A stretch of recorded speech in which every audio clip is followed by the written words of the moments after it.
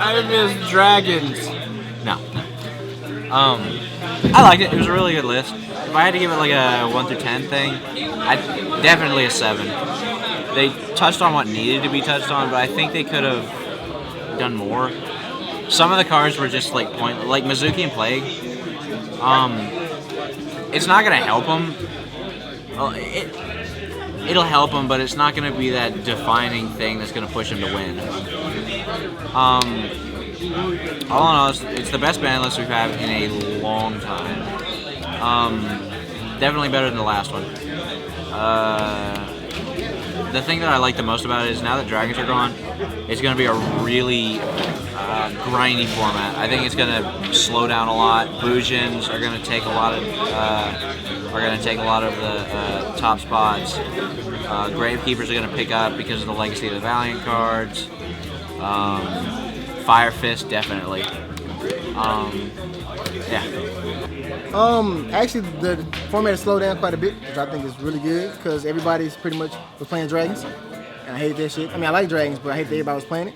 I think that Bujins and Fire Fist and possibly Mermails, because I think Mermails probably one of the bigger, better spammy decks, because tired of being the one didn't hurt them at all. But I think pretty much a lot of these 1-for-1 decks are going to be the ones that come out crazy, like I said, Bujin and Fire Fist.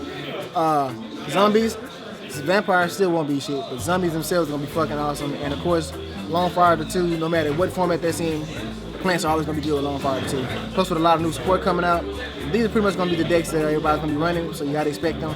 And then you got a lot of sleeper decks like Fire Kings. I've actually seen some windups that are actually really good. And of course we already know Gravekeepers is about to be really good. They'll be like the best anti-meta deck of the format. So, me personally, I think I'm probably going to do Zombies or Fire Fist, just because 3 Mizukis, 3 Plague Spreader, you can't beat that. So unless they got a Vanity's Infinite, it's pretty much going for game. I can really see the game slowing down a little bit because all the dragons are just getting limited, and that's one great thing about it. And I don't think it's really that broken bringing back Magician of Faith either, because even though there may be an infinite loop with Empty Jar and everything, it's still a pretty balanced card, and it's really, really nostalgic to see something like that come back. So I mean, I see the format kind of slowing down a little bit more. Like it's already pretty slow right now with all the back row hating everything and teammates walking through your camera shots. But no, I see it going pretty slow. I think it's going to be a great format and all that good stuff. I'm glad they got rid of dragons. We all expected that. I didn't expect them to put Tinky back to 3. I expected that to go to 1, or at least hit Yamato and put Yamato to 2. I like the fact they put Tour Guide back to 3. I don't like they put Lone Fire to 2 just to try to push the new plant stuff when they come out.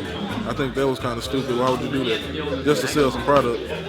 But other than that, I think it was good. It's pretty good. About that. As far as how I think of the list, it's bittersweet for me because with Tempest and Sword getting put to 1, I was going to run the Mecha Fam Ruler variant. But overall, I am actually glad that now we don't have to have a $40 shell that anybody can just play with. I think it slowed the game down for the better and put it back to the way it used to be.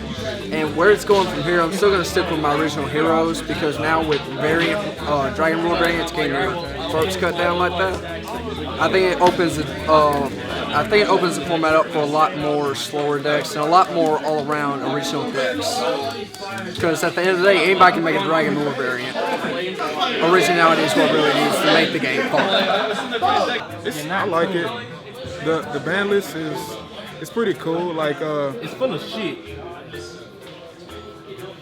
I ain't gonna complain about dragons, because I mean, we knew that shit was gonna get hit anyway. It was time for it. The deck was just too, I hate using this word so much, but I overuse it, but it was broken. Like, there's no other way to say it. It was too good of a deck. Spellbooks is still gonna be a deck. I'm sorry, Fate at 1 is not gonna kill it. It's not gonna kill the deck. It's still gonna be very relevant in our meta. Mermails might see a return because that deck is still good. It can still pump out level 7s, big monsters, and hit you for a lot. So, I mean, overall, I like the ban list. It got rid of the #1 problem in Yu-Gi-Oh! And now we're gonna see a lot more decks shine in the game if people actually play them. So.